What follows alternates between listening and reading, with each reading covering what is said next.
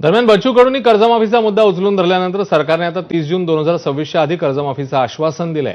मात्र आता सरकारच्या याच आश्वासनावरून जरांगे विरुद्ध बच्चू कडू असा सामना पाहायला मिळतोय। तुम्ही 6 महिन्यांनी कर्जमाफीचं आश्वासन देऊन शेतकरी जगणारच नाहीत अशी टीका जरांगेंनी केली। तर आज होणाऱ्या कर्जमाफीच्या तुलनेत 8 महिन्यांनी होणारी कर्जमाफी शेतकऱ्यांसाठी जास्त फायद्याची असेल असा दावा बच्चू कडूंनी केलाय। शेतकरी कर्जमाफीचा मुद्दा कडूंनी विरोधक आणि जरांगेंकडून हायजॅक केला।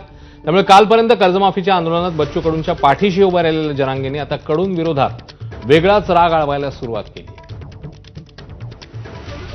सगळ्यांना चतुराई दाखवली आणि चतुराई घेऊन सरकारनं लेट करून भोजा वाळून घेतला। या वर्षीचा कर्जदार त्याच्यात बसणार आहे, तुम्ही लक्षात घ्या।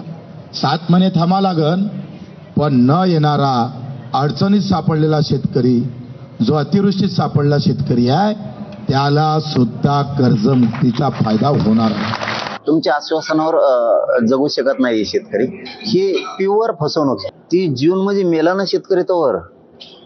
आता त्याला संकटातून शेतकऱ्यांना बाहेर काढणं गरजेचं आहे।